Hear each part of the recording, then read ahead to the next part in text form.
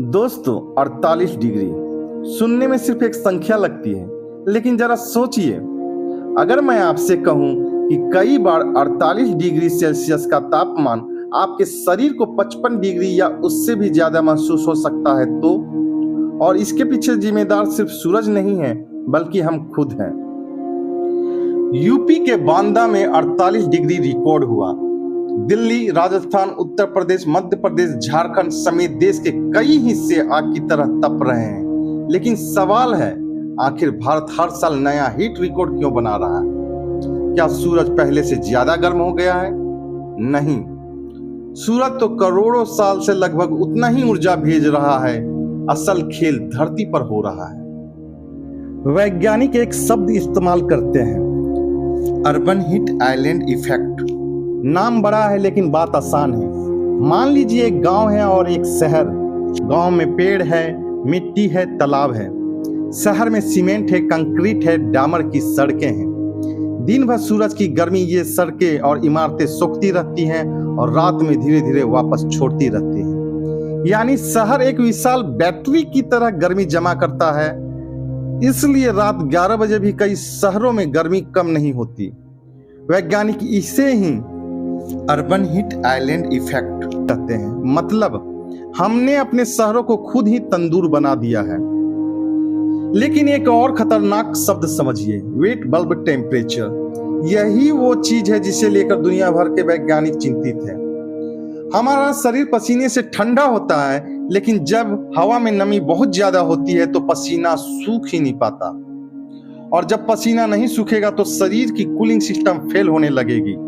ठीक वैसे ही जैसे बाइक का रेडिएटर खराब हो जाए, इंजन गर्म और फिर बंद। इंसान के शरीर के साथ भी यही होता है। इसलिए कई बार 40 डिग्री की उमस भरी गर्मी 48 डिग्री की सूखी गर्मी से भी ज्यादा खतरनाक साबित हो सकती है। अब एक ऐसा फैक्ट जो शायद आपने कभी नहीं सुना होगा, धरती पर पड़ने वाली सूरज की ऊर्जा का बड़ा हिस्सा पेड़ पौधे पानी को भाप बनाने में खर्च कर देते हैं। इस प्रक्रिया को कहते हैं इवापोट्रांसपिरेशन। मतलब पेड़ अपने आसपास का तापमान प्राकृतिक तरीके से कम करते हैं। यही वजह है कि बड़े पेड़ के नीचे खड़े होते ही ठंडक महसूस होती है। लेकिन जब पेड़ गायब हो जाते हैं तो वही ऊर्जा सीधे जमीन और इमारतों को गर्म करती है। और अब सबसे बड़ा सवाल, क्या गर्मी सिर्फ मौसम की समस्या है? नहीं, यह आर्थिक समस्या भी है, स्वास्थ्य की समस्या भी है, कृषि की समस्या भी है और भविष्य की समस्या भी है। मजदूर कम काम कर पाएगा, फसल कम होगी, बिजली की मांग बढ़ेगी, पानी की खपत बढ़ेगी, अस्पतालों पर दबाव बढ़ेगा।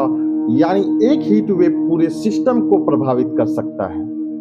दुनिया के कई वैज्ञानिक अब हीट वेव को सिर्फ मौसम नहीं मानते, वे इसे कहते हैं साइलेंट डिजास्टर। यानी ऐसी आपदा जो बाढ़ या भूकंप की तरह दिखाई नहीं देती, लेकिन धीरे धीरे लाखों लोगों की सेहत, रोजगार और जीवन पर असर डालती है। और शायद यही वजह है कि विशेषज्ञ अब कहते हैं 21वीं सदी में देशों की लड़ाई सिर्फ सीमा पर नहीं होगी, पानी, मौसम और तापमान से भी होगी। क्योंकि जब तापमान बढ़ता है तो सिर्फ पारा नहीं चढ़ता, बिजली का बिल चढ़ता है, अस्पताल का खर्च चढ़ता है और कई बार इंसान का ब्लड प्रेशर भी। तो अगली बार जब मोबाइल में 48 डिग्री सेल्सियस लिखा दिखे तो सिर्फ मौसम की खबर मत समझिए, वह भविष्य की एक चेतावनी भी हो सकती है। तो आपके इलाके में इस साल का सबसे ज्यादा तापमान कितना गया, और आपको क्या लगता है कि आने वाले वर्षों में हीट वेव भारत की सबसे बड़ी चुनौती बन सकती है? कमेंट करके जरूर बताइए। मैं हूं आलोक सिंह और आप देख रहे हैं world mirror, reflecting the real world.